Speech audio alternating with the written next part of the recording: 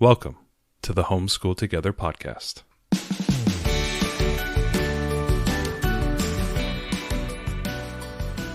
Where one working mom and a stay-at-home dad help you navigate the nuts and bolts of the growing and dynamic world of homeschooling. With a focus on early learners, like me. All the ins and outs of building and maintaining your homeschool life. Homeschool. Find out tips and tricks to make things like this easier. I'm reading. And ultimately, enjoy educating your kids. And what's that last thing? Have fun together. Did I do good, Daddy? Yeah, you did, sweetie. Good job. Hello and welcome to Homeschool Together. That crashing sound you hear is your wallet running out the front door because we are doing our annual gift guide. I know you guys are looking for those holiday gifts, but before we go any further, if you could, head down to the show notes below and subscribe to something. I don't know, Facebook, YouTube, our Gumroad page, whatever it is. Anything that might interest you, go ahead and do that. Yeah, and we're going to include links to the previous year's gift guide. So check the show notes so that you can see, because it was funny. I was looking through what was hot during the pandemic. Well, no, I was looking through to come up with like what I wanted to talk about. And usually the way that we start these gift guides is always the same. We look at the things that our family is really loving this year, new gifts our kids have gotten or things they're really into.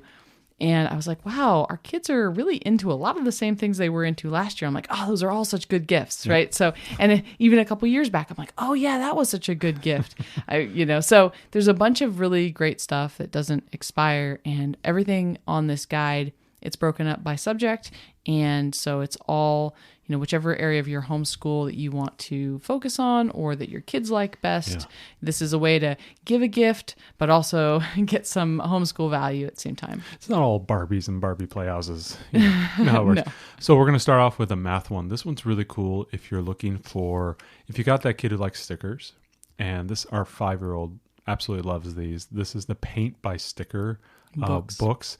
You see them all over the place. They have all different types of themes. We're just right now, because we're recording this around the Halloween time, she's been blazing through the Paint by Stickers Halloween one, doing literally one a day and putting them on the fridge. Our whole fridge is covered in this Paint by Stickers. She wants me to send one to Nana and Papa in the mail. I was like, no, just put it on the fridge.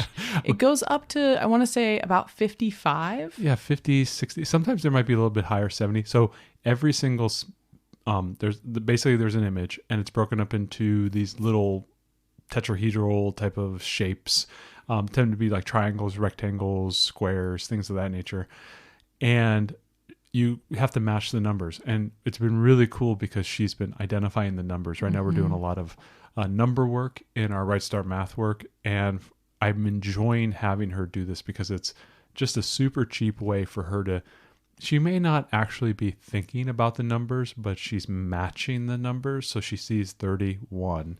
She may not be saying 31, but she sees it and she's matching it against what she sees in the picture. And she just loves doing these. It's such a cheap way for me to get her to do a little bit of kind of like borderline math work. Oh yeah, and great. She just loves doing it. So I'm a big fan of these. We're probably going to get a couple more. I'm just going to keep pushing this as long as she enjoys it. I mean, this is the way we have gotten through car rides, through her sister's volleyball games. Yep. I bring these with us kind of everywhere. We have several of them. What's nice is they're all perforated, and you can just tear the sheets out, so you don't have to take the whole book with you. I like just taking the sheets out and just giving them to her. Right. Yeah, it's really great. Yeah, these are highly recommended. So moving on to science, Ariel, ecosystem. Yeah, so this is a family card game. Says ages 10 plus. I think you probably play it a little bit younger, but it's all about animals, their habitats, and biodiversity. So this is actually in our list to give our kids this year because we're doing this globe trekking. And I don't know, maybe we'll give it to them before Christmas because we are talking so much about habitats and biomes now. But yeah, it's a really cool card game, great art, and lots to learn about animals and their habitats. So I think this one is a really good get. I think that it plays, let me see how many people it plays, just for for those, some folks have bigger families. Yeah, 2 to 6 players. That's so perfect. yeah, that's really nice. I love games when they go beyond 4, just Absolutely. for some folks. So that's great. If you got a little bit of a growing kitchen kid and they're looking to be chefs, we have a link here to a mozzarella and ricotta cheese making kit. Yeah. These are the types of things I know we're all out here, right? We all get invited to the birthday party, right? We're all looking for ideas. We were doing that earlier today. today. We were doing it earlier tonight. We're always looking for those kind of crafty type of kits. You know, we all know them. They come in the box. You get like 3 or 4 activities in them, and then you do them, and they're a lot of fun. They're like kind of a craft thing. They could be a STEM thing. It could be an art focused thing. This one is a focused in the kitchen, and it's basically it's a box, and you get a little bit of the salt and the citric acid and some temp. You get some cheesecloth. It kind of comes all in one. So if you have somebody who's kind of into the kitchen and they maybe want to make their own cheese and things like that, it's kind of a cool idea. I think it's really good. I was actually looking at this and I was like, maybe we should get this for our daughter because she probably would love this. I think the youngest would like it. Yeah, I love that it's for kids, right? There's tons of different kitchen equipment and stuff for adults. We've in the past few years on our guide, we've had different, kids in the kitchen kind of items. But this one I was like, ooh, ricotta and mozzarella. This Italian-American family can definitely get into that. So we were pretty excited about that one. The next one up is a Learning Resources Primary Science Lab activity set. So this is going to be for the younger kids. This is starting at ages 3+. Learning Resources has lots of great stuff. They have like mix and match robot type stuff. They're all plastic and you put different eyes and arms and things on them. So we've had several different Learning Resources products, but I like this because it's a little science lab kit. It's got little beakers and glasses and pipettes and tweezers and things, but everything is made for young kids, and it has 10 activities that you can do that are safe for their age that test real science concepts. So I kind of like that because some of the science kits that we've seen, it's great. It's like, okay, hey, this contains 10 projects or something. National Geographic has tons of great ones. Yeah, we've done a lot of them too. Yeah, they're really good. We've done the volcano one. We've done a bunch, but none are usually for this younger set. So if you have a preschooler, even kindergartner who is interested in science, this is all going to be right-sized for them. And I just really liked that it was tailored for that age group. Next one we have here is the Ingeno STEM kit, and this is basically focusing on the basic physics laws, and something near and dear to my heart.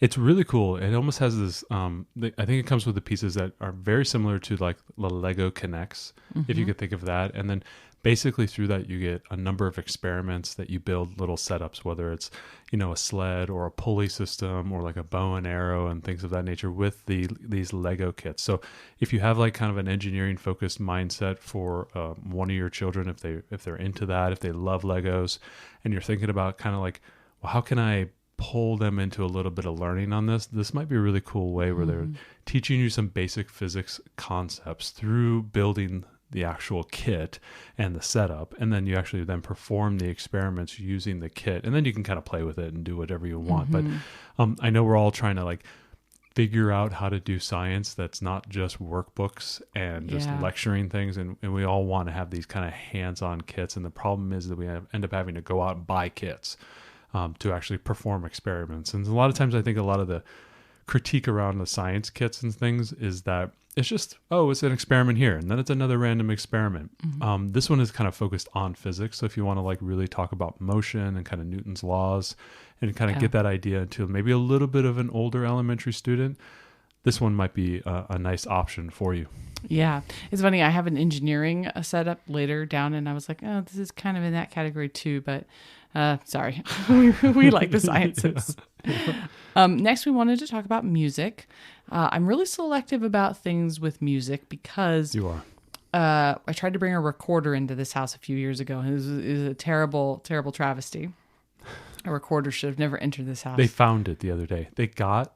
I'm not lying. They got a chair. They went up to the top of the fridge, and all I heard was, "Oh, look, sister, it's a flute." And all you hear is, "Oh my God, it's high pitched and it never ends." Okay, anyway, so I thought, let's be gentler.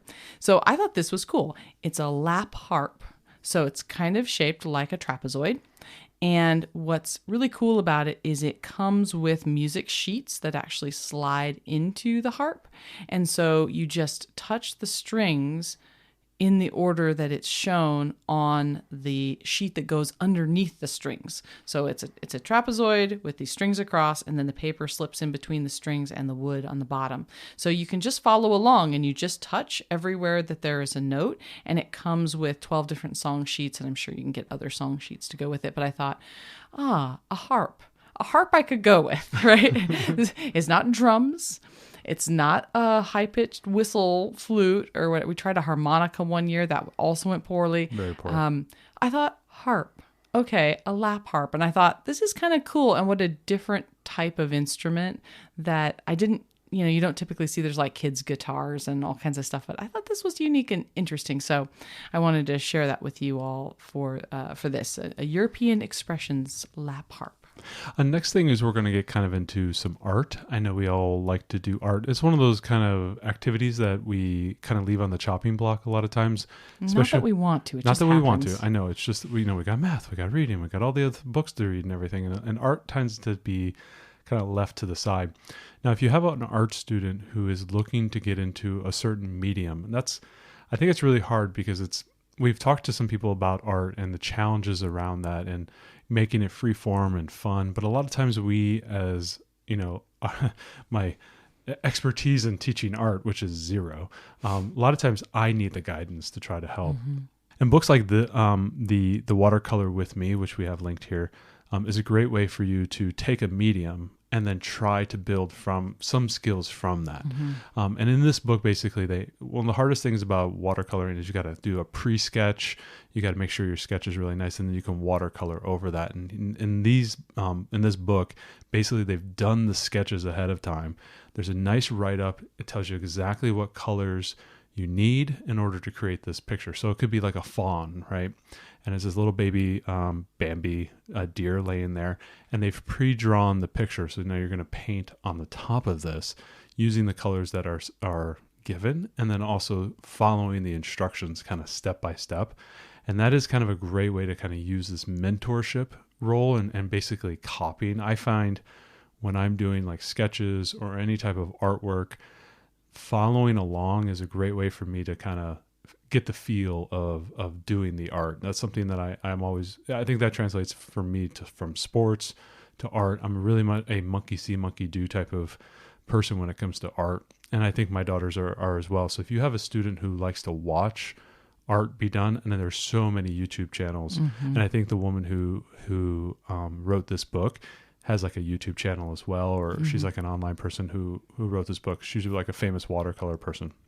I really liked this because it was very accessible. Your mom's really into watercolor, so she does a lot of that. And I was like, I'm always thinking like, wow, how do you build the depths? But this one, there's one page in the sample that was all about an acorn. And it's all about layering. And so and it showed exactly how you should layer. And it gives you, what's also nice about it is it's these different objects. And one of the pages has it sketched in pencil. Mm-hmm. So you can actually, you could work on that page if you want to, but you can put a piece of paper over it, you can trace it, and then you have the exact, so you don't have to worry about the drawing part of it, which I was like, because that's my hesitation. I'm good with the painting. It's the drawing, the outlines. I have no skill. So, but it gives you all the outlines, and then it tells you like, these are the colors, and here's how you should layer them. And I was like, wow, this is really accessible. I think this would be really appropriate for maybe 9, 10, a little or bit older. I don't think this is something for an elementary kid. I think you're looking more middle school level here, or late elementary. If you have some 10 plus a kid, especially if you have someone patient who's willing to do the layer, you have a child mm-hmm. who's really into art.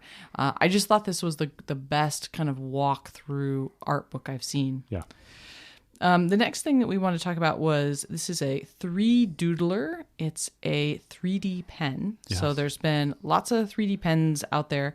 This basically takes a little plastic filament and it melts that, and then you can form it into different shapes. What I liked about this one is... It's like a 3D printing machine, but your hand is the machine. Exactly. Yeah. What I liked about this one is that there's no burn risk. It's safe for ages 6+, because a lot of them, gotta be careful about burn. So I liked that. And I also like that it comes with stencils. So like it has like a glasses stencil, for example. So you just kind of paint it in, fill it in. And then when you pick up the different pieces, you put them together and then you have made your own 3D glasses. So, I mean, there's lots of cool things to do with it. The filament to repurchase it isn't very expensive. And you can get other stencils even from other manufacturers. But I thought that was really fun. It's like, art, then you can play with it. I thought that's pretty cool. It's really good. Next one's a kind of I don't know, it's almost like it's an educational book to help guide you become a better drawer. And it's part of a series called How to Draw, and this one's called How to Draw Cool Stuff, and we went ahead and put that in there. And basically what it's doing is it gives you a little bit of background on art theory, perspective, and shading, and all those great skills that you need to learn. But then it goes ahead and says, okay, well, here's a bunch of examples of how to build out a drawing, whatever it is. Like let's say a dragon, and they go ahead and do it in like the 6 or 7 pieces where they show you, okay, let's draw the rough shapes, and then let's go ahead and put a little bit more detail, erase some of the rough shapes, add a little bit more detail, and then so on and so forth until you get this really cool dragon at the end. You see this in a lot of different types of art books, and I believe these books really specialize in that. And it's a great way to kind of show how to build from rough shapes. Like a human body has a round head, a circle, and arms are kind of like long rectangles, and the torso is a rectangle. And then from there, we start to give it shape and character. And these books actually show you, how to build that mindset of going from shape and then refining shape to actual descriptions of what you're trying to draw. And I really like these books. You can buy them as a set of them. So if you're looking to kind of fill out a little bit of like an art library, you can buy a whole set of these, I think, in bundles, or you can get just individual books based on the interest of your learner, whatever that might be. So next up, I know it's an oldie, but a goodie. Oh, yes. It's a spirograph. Now, I know spirographs are from the 60s, and it's funny, we have several different levels of spirograph. We have maybe we'll link all of them that we have, because we have there's a little kids like spirograph. I don't know if it's called Spirograph Junior or not, but it's for the youngest set, and our youngest daughter uses that. We have a full spirograph set that our older daughter uses. This, I found, it's a die-cast spirograph set, which I thought was pretty cool, just because the whole point is to have these pieces that you can use to make these great shapes. And I had one when I was a kid and loved it, but I liked that this was metal, so that I thought this is really going to last. It's a collector's set, comes with the nice pencils, and I thought this would maybe have more longevity than one of the plastic sets, although our plastic sets have lasted quite some time. But I thought it was cool that it was metal, and I was like, oh, that's kind of neat. It's like an heirloom spirograph. So we'll put all the different spirographs we have in the links, because I think spirograph is just something that it's just always fun. Our kids can sit and do spirograph art for hours. Especially the junior one too, it's got nice big teeth on it. It's not hard to use at all. So yeah, consider the spirograph an oldie, but a goodie. Yeah. Next one is for the Play-Doh lover out there who is looking to make more specific things. A lot of times with Play-Doh, it's almost like Lego. It's meant to be played with, and you're meant to discover through that. But sometimes you want to make specific things, right? Like, I want to make something that looks really good. I want to make something that looks like the box. Can we please? Or close enough to it. Yeah. Something that you can then play with. So here we have the Fat Brain Toys. It's called Hey Clay Aliens. And as everybody knows, if you've been following along the podcast, Mr. Matt loves himself some aliens. And there's lots of different Hey Clay there. There's like dinosaurs and there's all animals. There's a whole bunch of them. Find the one that works best for your kid. But basically, what's cool about this is they give you the clay tubs, and then from that you can begin to build these monsters. But the hard part is, like, how do I do that? It comes with an app that you can have on, say, a tablet, some type of tablet device, or even a mobile device, that actually walks the learner through making the thing, whatever that is. That's very cool. And I think that's really cool, because you're starting to get a little bit more sophisticated, like forming techniques and thumb actions and rolling actions, and how to use your hands, and then the assembly, and you can stop. And then if it doesn't look right, you can do it again. And it gives that learner the confidence to go ahead and make something a little bit more complex. And then obviously through that action, they learn how to be better clay workers, Absolutely. right? Whatever that might be. And it's nice because it's air clay, so it'll dry and then they can play with it or put it up on their shelf or whatever. And yeah, I think the app integration part is very, very cool because you just want guidance. Yeah, those like kind of form tutorials that you can just walk through. I think it's underrated on how helpful it is when you are doing art that you just want to follow along and make the cool thing that you see. Yeah. Right. It's not there's a real true sense of accomplishment. And I think if you do that enough, all of a sudden you get this like intuition on how to control the medium. I mean, I'm sure there's people out there who love knitting and they like watching those or do sewing videos and watch these people make dresses or clothes or something like that. I know our oldest loves watching dressmaking videos, right? Mm-hmm. And she can see the techniques and then she like can translate that to her sewing class and say, okay, I want to make this. Like right now they're doing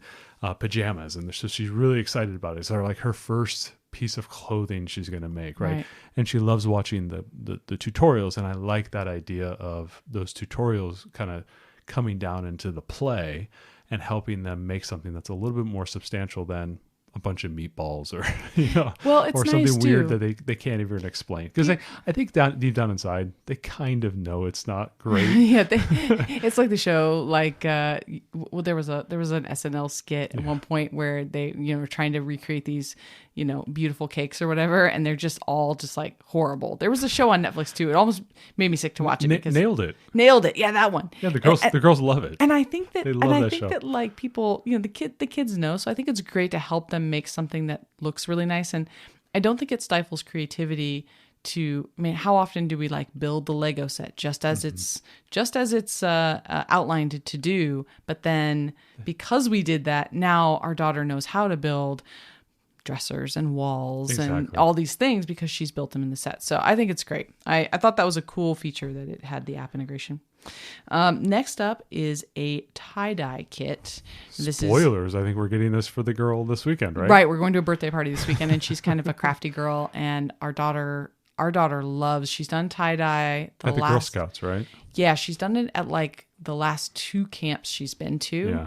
And she did it in camporee and then the summer camp, and she loved it. So this is especially good if you have multiple kids or if you are part of a small play group or you have scouts or something. This is great because there's 12 different colors in there, and so you can use them to do a whole fun tie-dye activity. It comes with a couple of scrunchies and a little pencil case, but you can get other things, so you don't have to just do t-shirts. I think our daughter's made like 3 tie-dye shirts at this point. Every kid who does the tie-dye station absolutely loves it. We were at Disney this last year, and there was like a table set up at one of the resorts, and they were doing tie-dye, and we had to like go because we were going to like the park, and our daughter kind of wanted to just stay and do tie-dye. She was so excited about it. So I think I never really, I don't know, it just didn't occur to me in my mind how much kids would really enjoy it. But we've seen boys and girls both just have a ball doing it. If you're sitting here, pause the podcast, go to YouTube, subscribe to our YouTube channel, and then go ahead and hit in the search bar. There is a deep world of tie-dye art. There's a whole world on YouTube where these people make these wild tie-dye shirts and how they like bundle the shirt and tie it off. Yeah, there's a real art and form the to the whole patterns thing. that come out of that. I mean, that is a rabbit hole. If you want to go down that rabbit hole, that is a really fun rabbit hole, and the designs are incredible. You see them come out. It's one of those things where you see it going in, you're like, I have no idea how that's going to work, and then it comes out and you're like, that's magic. That there's no way you made that. That's incredible. Yeah, so definitely a fun little rabbit hole with the tie-dye stuff. And we have washed these shirts. I don't know if it's from this specific set that we're going to link, but it's probably something very similar that we've done at the last couple camps, and nothing has ever run or stained anything in our wash. So just so you know. So we're going into nature and outdoors. The packable backpack from Eddie Bauer. Ariel, you have gone down. Talk to the people. Take a knee, people. Ariel, give them the 1 minute spiel on backpack YouTube that you have been just absolutely consumed by. Well, so we're going on another trip next year, and we're trying to get down to carry-on only for a month in Europe.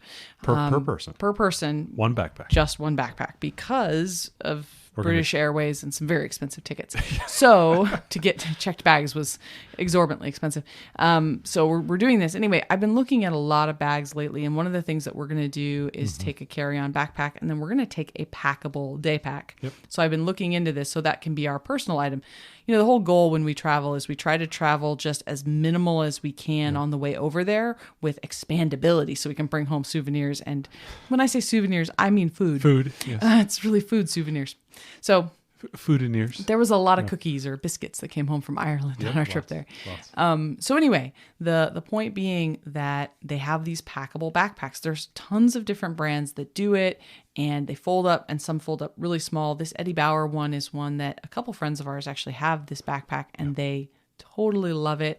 And I thought, this is great. I could just keep this in the car all the time. Oh, yeah. But really easy for an impromptu nature hike, or if you're going to do some traveling. I think the idea of having a packable day pack, so you don't have to bring your duffel bag and a backpack, you can just toss this in. And I like the idea of a packable day pack. Yeah, the nylon bags, I think they hold up to basic everyday walking around. Obviously it's not going to be like a sports bag you No. drop around and stuff, but just going around a town, throwing in some water bottles, maybe a couple of the paint by numbers, paint by sticker books, and a few other activities. They work. They are totally serviceable.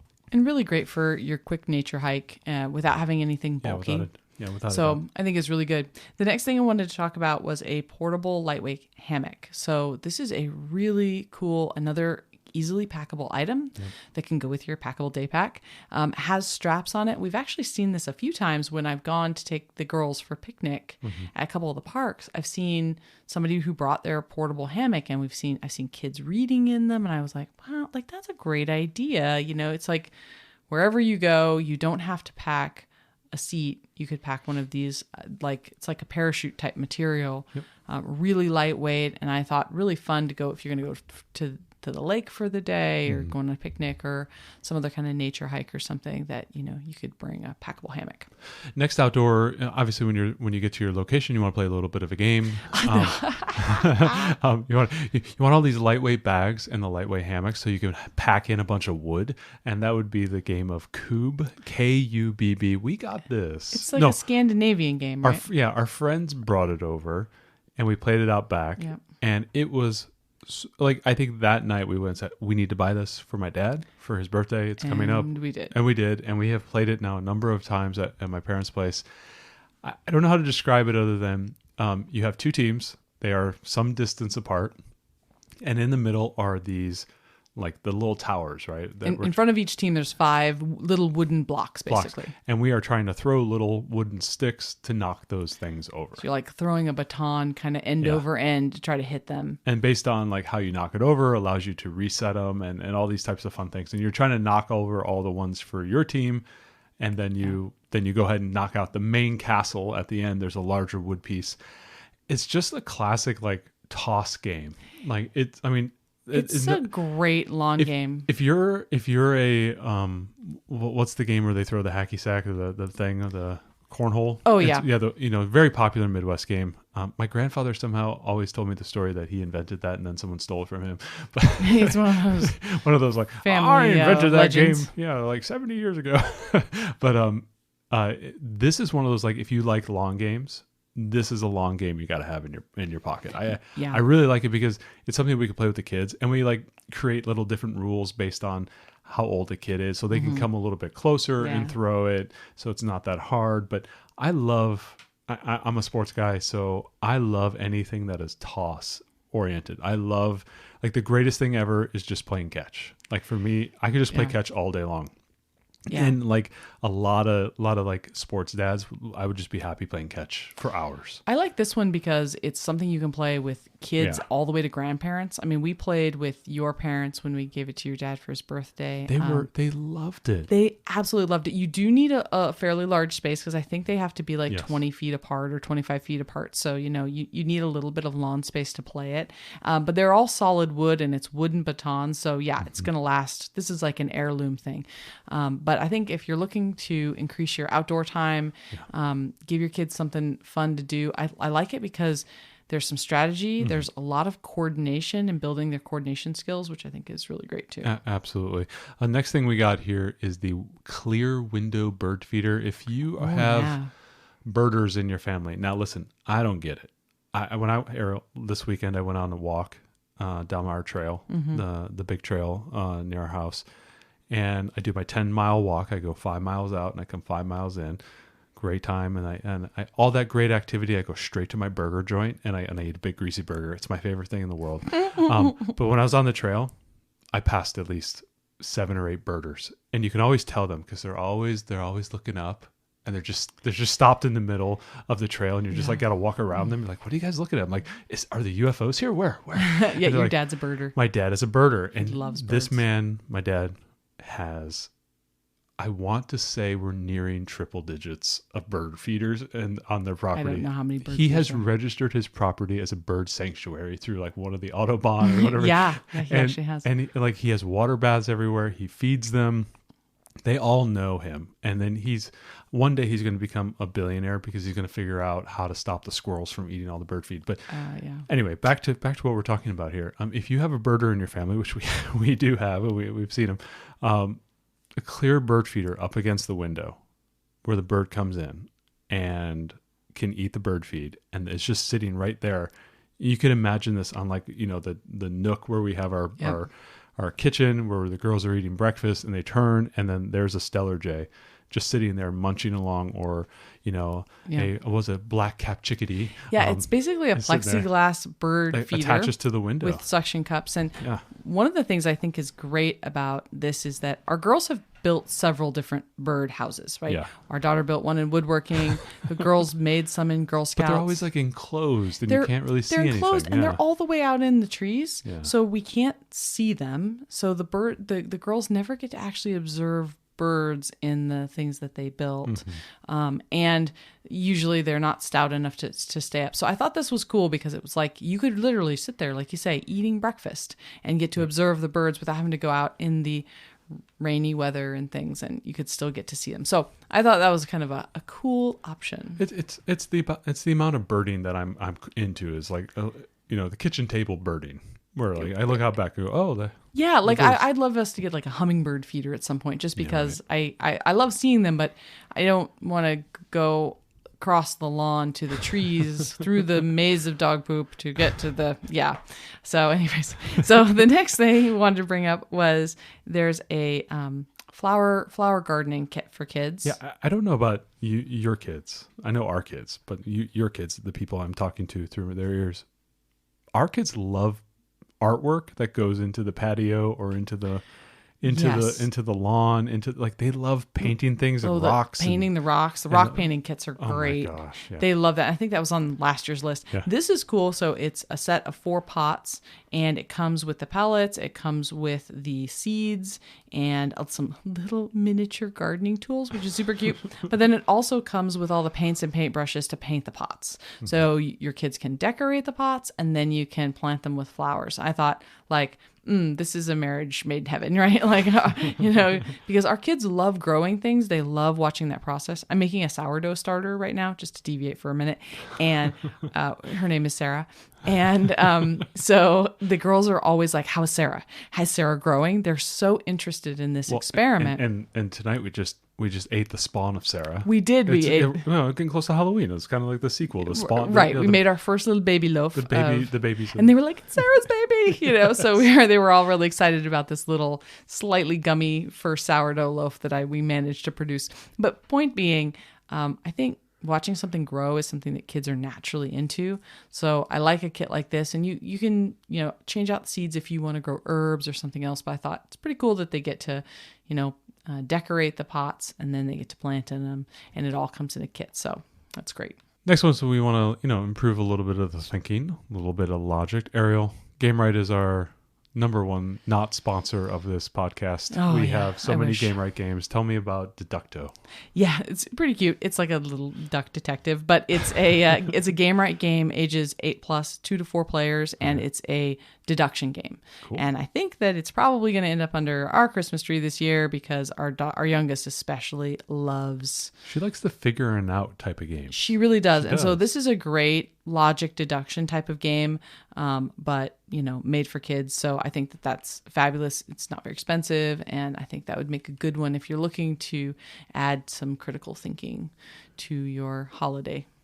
Moving on to some practical arts. Ariel, there's a lot of like sewing in our household. There's a lot of like attempts at yarn work and everything. We know there's a lot of families that love to do the kind of the fiber work. There's a lot of families that like to do crochet and quilting.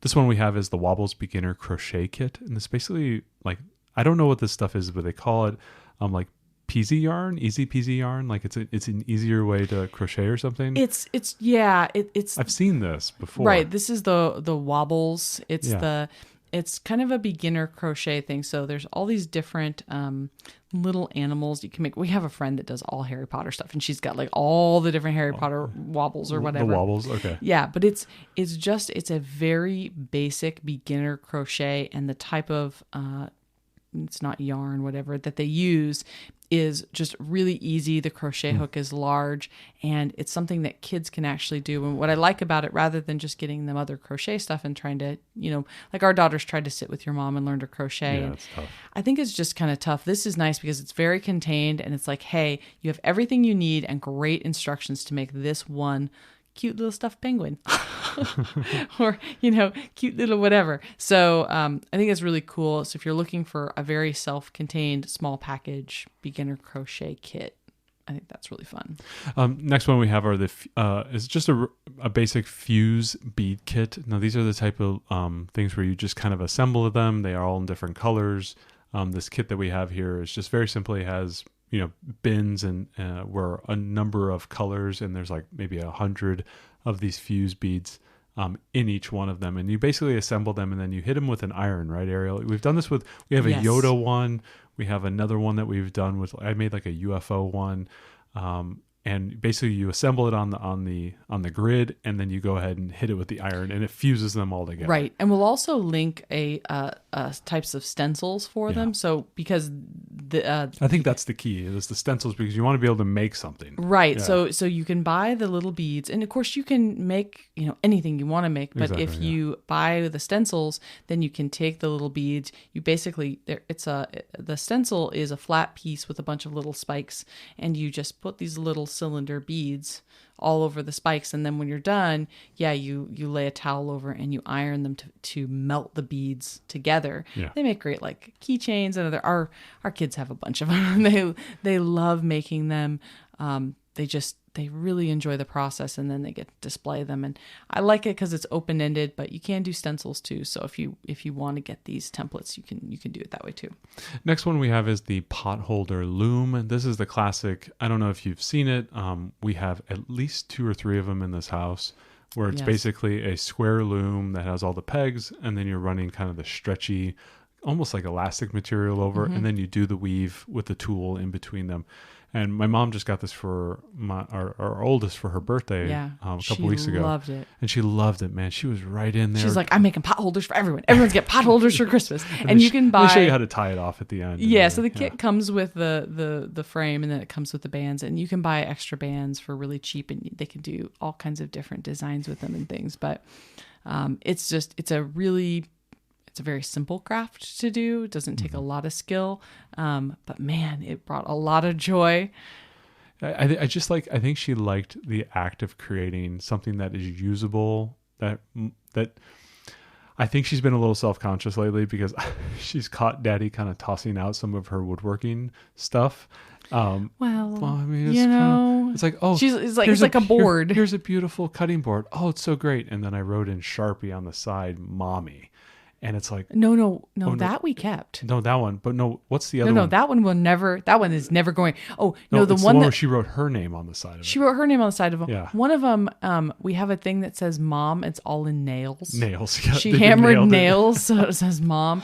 That one actually is pretty good. We'll keep that one for a while. I don't know how we're going to store that. Anyway. But she made one that she brought home. It was, I don't even remember exactly what it was, but she brought home, and we both looked at each other going, we have no idea what that is. And we were like, that's awesome. Oh, was that the what would you call it? And she was was like, that the seat and that doubled also as the towel holder thing? yeah, It was like a stop sign. we didn't know what it and was. with a long pole through the middle. We were like, is it a hammer? Is it, like a peg chair? It looked like a peg chair, Thor's hammer, or a paper towel holder. Right. And we were like, we both looked at each other. We looked at her. Wow. We're like, well, do you have really? a name for this really cool thing? She's like, oh, it's, you know what it is. I'm like, oh God, Ariel, what is it? yeah, we had no idea. Is it a what paper this thing towel was. holder? No, Daddy, it's a seat. I'm like, okay, thanks. Yeah. It was like, but there have been a few things that have come home that we've been just like, I don't know. So, yeah. What I like about this loom is it's actually something that It's a totally usable thing. It's totally usable. It looks good. And It's not a giant wooden peg seat. Where are we going to take that? I don't know. I don't know. It's in the camping stuff. Yeah, we kept it in the camping stuff, Yeah, but we were very proud of her. She brought it home. She was really proud. She brought a big shelf home one day. Oh, yes. And we were like, I don't know where we're going to put this big shh. plywood shelf. I threw that away last week. Well, it came home last year. It came home last year. I let it live You in the can't garage. keep all the projects. I mean, No, we just I don't can't. have room for all the projects. Anyway. Speaking of more projects, Ariel, a needle felt kit where you make little stuffy buddies. Okay, it's called The wool buddies. It's called Wool Buddy, and there's a bunch of them. But basically, it's a needle felting kit. The one that I put on here was dinosaurs, but there's a bunch of them you guys could look at. There's farm animals and stuff. What I love about these is the kids get to make this adorable little animals, and then they have like little stuffies, or they can put them on their shelf, or they can play with them.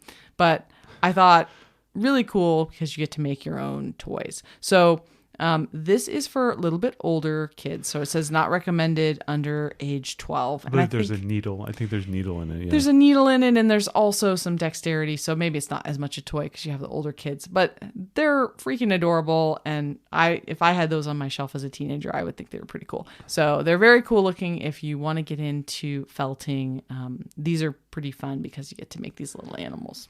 The last of the artwork stuff that we have here, just as we were talking about the clear plastic bird feeder, we do have a kit here for building your own DIY birdhouse kit. Now it comes with the wood pre-cut and pre-tapped for the holes. Right, which I think is a great. Really it's just an assemble. And I think at that point, really the ages can come way down because really it's just you're screwing something in and you're just assembling things. I think, our daughter probably could have done that in first grade. So you're looking at something that maybe like 7 years old, all the way up to, however old you want them to be. But real nice little kit, nice little woodworking kit. You can then paint it and then go put it on. It comes with the paints too. Yeah, it comes with the paints and you can go ahead and just put it out in the backyard and enjoy that. I think that's a lot of times like the kids want to do woodworking and they're like, okay, Daddy, I just need to be able to use a saw and the drill. And I'm like, no, and definitely not. Right. Having it pre-cut and pre-drilled, I think makes it just so much more accessible. And then you can put a nice bird feeder that will actually last and isn't something made out of I think we had one made out of a Gatorade bottle one time that she brought home from camp. Anyways, maybe that was something I did with the Girl Scouts. That was what you did with the Girl Scouts because I ran over it with the lawnmower twice. Oh yeah. Yes, because I ran over the first one. We need something. And then I ran over the second one. Oh great! So we've got shards of plastic in the lawn. No, because Mr. Matt does not take care of his lawnmower, so they just shot it out at like near light speed into the wall, and I was able to pick it up. Okay. All right. Good to know. Anyway, this is a bird feeder that will last, and you get to paint it. So absolutely, that's cool. Next thing we have is kind of an engineering section, a couple items here in the engineering section. The Thames and Cosmos. They have like games, they have science kits, they have a lot of different things. Great brand. Like it's almost like the Ravensburger. It has like a game right. We have really enjoyed a lot of the products from here. And this is pretty cool. It's kind of a cyborg hand. It kind of looks like Thanos's gauntlet, if you can almost imagine. It's very cool. And what it is it's a mechanical, it's a pneumatic hand. And so basically you're learning how to build a pneumatic system. Is it pneumatic? Yeah, I believe it is. And so you put your hand in there and then you pull on one of them and you have these little pins I think you can pull on, and basically by pulling on it, it compresses or releases the hydraulic system. I think it's hydraulic. It's hydraulic. Yeah. And then basically it can control the hand. So you can imagine your kid's hands in this, and they're controlling this new, basically this hydraulic hand. Yeah, this It's just giant claw thing. giant claw hand that goes over the top of them. Guys, I think this is the coolest thing on the list. Yeah. If I were a kid, I would be like, this is awesome. And what's cool is it's not kiddie. Like the No. pieces, there's a lot of pieces in it. There's a lot of color. It looks really cool. Definitely looks kind of like space agey, sci-fi, if you can imagine, almost like a cyborgy type of. Obviously, they called it the cyborg hand. It's gigantic. It's Yeah. 16 inches, so it's a very large hand. Especially if you have a student who's looking to get into maybe some robotics and they're maybe interested in that. This might be a kind of a cool bridge to that. Obviously, it's not like stepper motors or electronics or anything like that. It's a mechanical item, but they can kind of get the idea of how like robots, like especially if you're looking at like Figure, Boston Dynamics, the Optimus robots, and you start to see the hands, because really a lot of the developments is around the hands and how many like little motors they have into it, and how difficult it is to simulate a hand movement. If they're getting into robotics, this might be a really cool idea to kind of like show them how difficult of a problem it is to build a human hand or replicate a human hand. And this says it's for ages 7+ with help and 10+ by themselves, just, kind of to gauge the age of your learner. The next thing is funny. I actually do have this upstairs already. Yeah, I know you do. It's a kids robotics tabletop robot. It's a little crab. It's a crab. Just a pinch. Yeah. Just a pinch. It's like a kinetic crab robot. So I like this one. We actually got this for our 5-year-old for Christmas because she loves little robots. I believe this brand has multiple robot options. Like I think I've seen this at not this exact kit, but I've seen other kits like this at Walmart where they do like the Coke can. Like if you have a spare can, it becomes like a robot that's like a solar powered one. I think there's a similar brand. It's the same brand, I believe, but they have other options as well. But this one looks really cool. I think I'm going to enjoy making this with the kids. Yeah, that's why I step aside, children. Daddy's building the crab. I got it because I knew it was something. It says for ages over 8, but I know you're going to build it with them. And it was funny because we were looking for something for this girl. We're going to this birthday party, and I was pulling up some of the items that I have from the gift guide this year to see, what might she like or whatever. And it was funny. Our youngest said, and she's like, I want that one. And I was able to give a smile to myself thinking, I already have it upstairs. The next one you have on the list here is a catapult based off Leonardo da Vinci's. No, I'm so excited about this. Catapults are not the superior siege weapon. We all know that trebuchets are the number one superior siege weapon, but catapults are a lot of fun. So this is really cool. It'll shoot something 15 feet. It's pretty good, but a trebuchet, man, can go a lot further because we know that's a superior siege weapon. But that being said, building a trebuchet might be a little bit much for us. A catapult might be fun. I mean, you could imagine, like, I could totally see the girls building one or two of these. We watched, or what's the show? Making Fun. That's what it is. Yeah. I know you don't like it. I don't like that guy's attitude. He has a bad attitude. He does. But the last episode was all about a trebuchet versus a catapult. And it was all about cats, and it was a trebuchet and a catapoo, or whatever. I think it was catapoo. Anyway, Ariel's looking at me and just shaking her head. I love that show. That show is right up my alley. But anyway, like the catapult, I could totally see the girls making this and then like shooting stuff at their like dolls or their Barbies or the little people and setting up a whole thing here. I think this would be totally cool. It's a fun engineering kit. All the pieces are there for you, and then you just go ahead and assemble it. I think it looks like a ton of fun. Yeah, I absolutely agree.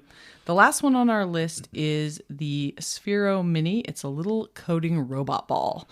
So it's a little ball, and then you have an app, and you learn how to code it, and you can drive it, and you can pre-program stuff. It's like a little BB-8 type of thing. Yeah, so it's funny. We actually have a Sphero BB-8. Yeah, we do. That lives with our Christmas stuff. It comes out every Christmas, and we drive BB-8 around. So this is kind of this is the next generation of BB-8 that we have. But yeah, so it's all about learning to code, and it's all app-based. So that's cool. Really easy. You don't need a separate device. You just use a phone or a tablet. It says ages 8+, but I think this looks like a lot of fun and something that I know our kids would probably really dig. So if you have a kid you want to slowly get into coding, there's lots of coding games and things out there, but I think it's nice to have something tactile.